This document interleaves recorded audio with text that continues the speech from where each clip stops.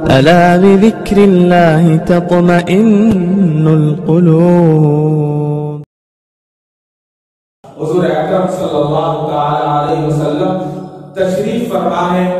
ایک صحابی رسول آتے ہیں اور نماز پڑھنے لگتے ہیں. حضور اکرم صلی اللہ علیہ وسلم نے ان کو غور سے دیکھا اور جب نماز پڑھ کر وہ حضور کے پاس تشریف لائے اور حضور کے پاس حاضر ہو کر حضور کو کہا السلام علیکم ورحمۃ اللہ، تو حضور نے فرمایا وعلیکم السلام ورحمۃ اللہ وبرکاتہ. اور یہ فرمانے کے بعد حضور نے فرمایا کہ جاؤ نماز پڑھو کیونکہ تم نے نماز نہیں پڑھی ہے. ابھی تو نماز پڑھ رہے تھے، حضور کے قریب میں نماز پڑھ رہے ہیں، حضور نے دیکھا ہے اور جب واپس آئے تو حضور نے فرمایا کہ جاؤ نماز پڑھو، تم نے نماز نہیں پڑھی. وہ چلے گئے اور پھر جا کر رکعت باندھ لی اور نماز پڑھنے لگے. پھر نماز پڑھنے کے بعد پھر آئے، حضور کو سلام کیا. حضور نے فرمایا جاؤ تم نے نماز نہیں پڑھی، نماز پڑھو. پھر چلے گئے، پھر نماز پڑھی. پھر آئے، پھر سلام کیا. حضور دیکھ رہے تھے.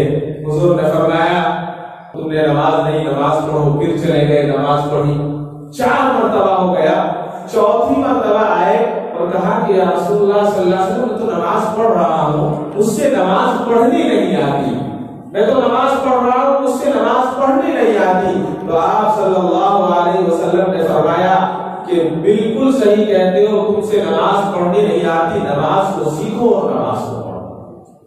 اس کا مطلب یہ ہوا کہ حضور اکرم صلی اللہ علیہ وسلم نے یہ فرمایا کہ تم نماز کو بہت ہلکے میں پڑھ رہے ہو، اس کو ہلکے میں مت پڑھو بلکہ دل جمی کے ساتھ پڑھو اور اس طرح سے پڑھو کہ جس طرح سے اللہ تبارک و تعالی آپ کو دیکھ رہا ہے.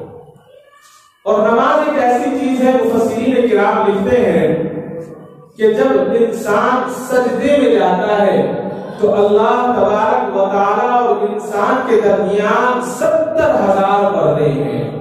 تو اللہ تبارک و تعالی ان 70 کے 70,000 پردوں کو ہٹا دیتے ہیں.